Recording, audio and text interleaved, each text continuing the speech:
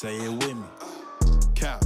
Hey guys, it's part two where I'm going to share with you some of the things that I found in my studies.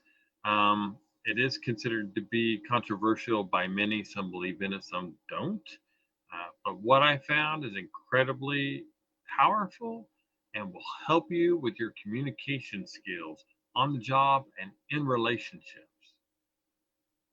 Let's get to it. Because communication is biblical. Communication is biblical. And our communication skills that we implement in our daily lives should be just like this. We listen to the Lord directs, and we follow. Okay? When we're speaking with other people, you have to realize that you are here and there are a lot of people here. Okay? Sometimes to be able to effectively speak, those tongues that you're using, you may have to come here, right here to speak to those people. Even though you're here, you got to come here so you can bring them here. And that's what tongues and interpretation's about. That's what tongues and interpretation's about. Tongues and interpretation is to bring here. It's edification, it's exhortation. In other words, it builds people up. If you are operating in tongues and there is no one to be able to interpret it, you're like the sounding brass. And that's why Paul said he would rather that you prophesy than speak in tongues. Let's keep going. All I wanted to do is bring this to you and share this with you. If you like the content, make sure you hit the like button and subscribe to the channel. It sure helps us. And leave a comment below. I definitely like to hear or read what your thoughts are. I am by no means saying that there is only one way to apply this, because as we continue on, we get revelation after revelation after revelation, and we learn and learn and learn and grow and grow and grow. And as we do, we see things in a different light. So drop a comment below. So now let's jump into Acts chapter 2, the day of Pentecost, one of the most infamous stories in the Bible, especially when it comes to tongues and interpretations. Verse 1, and when the day of Pentecost was fully come, they were all with one accord in one place, and suddenly there came a sound from heaven as a rushing mighty wind, and it filled the house where they were sitting. And there appeared unto them cloven tongues like as fire, and it sat upon them. Appeared means that they saw. Some will argue that they saw this visibly in front of them with their own eyes. Some will say that they had a vision. One thing we know for sure is that it was tongues, cloven tongues of fire. Cloven tongues of fire, split in two. A two-edged sword. The armor of God. What does fire do? Fire purifies. It either destroys or purifies. So it was either going to, they saw something that was either going to destroy them or purify them the way that they speak. The tongues that they were about to speak, the words they were about to speak, were purified. That's what they were seeing. They all had a vision, in my opinion. They had a vision of the Spirit coming upon them. Jesus had the Spirit descend upon him like a dove. Verse 4 says, and they were all filled with the Holy Ghost, and they began to speak with other tongues. There's that tongues again. That is the exact same word. As the Spirit gave them utterance, meaning that it was directed by the Spirit. It wasn't just something they randomly did. They didn't just go outside and just start speaking it. When they were instructed to do so, they were obedient. And so as you go down, what we see further as we go down here, in verse 8, we get confirmation of the interpretation of it. is what we get. It says, and how hear we every man in our own tongue,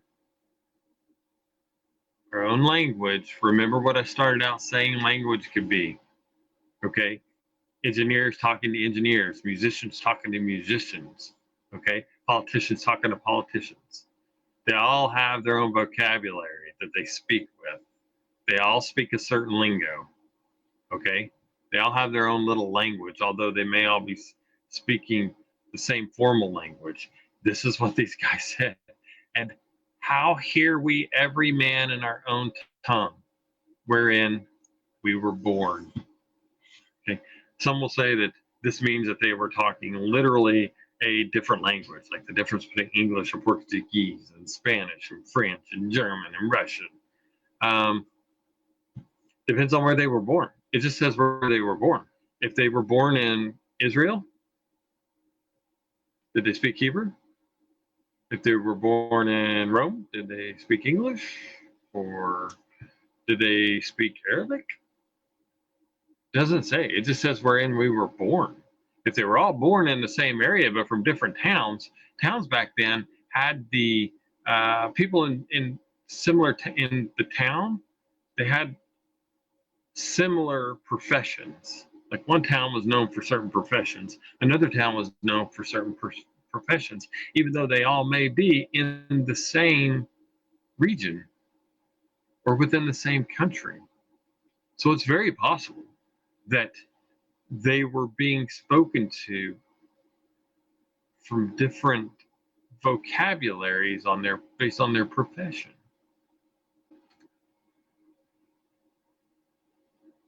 Okay, so you might be saying, James, how does this apply to me and how does this apply in the real world? Well, it's simple. When you're communicating with people, number one, you have to realize who you're speaking with and speaking to. You have to make sure that you are talking apples to apples, not apples to oranges. Okay? If you're talking sports and he or she is talking business, doesn't really match up. Okay? If you're an adult who's in your 20s, 30s, 40s, 50s, etc., and you're talking to a child, you're going to have to adjust the way that you speak to them. When you're at work, okay, you may work for the same company, but you might work in different departments. And so when you look at something and are speaking about something, it's two totally different perspectives, and you guys may not be on the same page. It's all about the tongues and the interpretation. Okay? Realize your audience and their level of understanding. Speak on their level so that they can comprehend and you can comprehend them. This is a form of communication that builds people up. When you speak to someone on their level, you're able to reach a breakthrough and lead them to a higher level personally. That's what leaders do. What we see in tongues and interpretation is a building up or exhortation because they can adequately communicate. It's a breakthrough on a plane of communication that'll bring elevation in the spirit, on your job, in your family, in your friendship, and more. All I wanted to do is bring this to you and share this with you. If you like the content, make sure you hit the like button and subscribe to the channel. It sure helps us. And leave a comment below. I definitely like to hear or read what your thoughts are.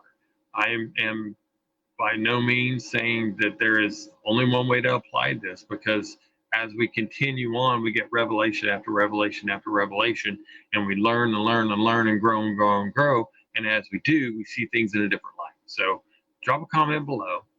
I'm Jimmy V. Thanks for stopping by Becoming One. Have a blessed day.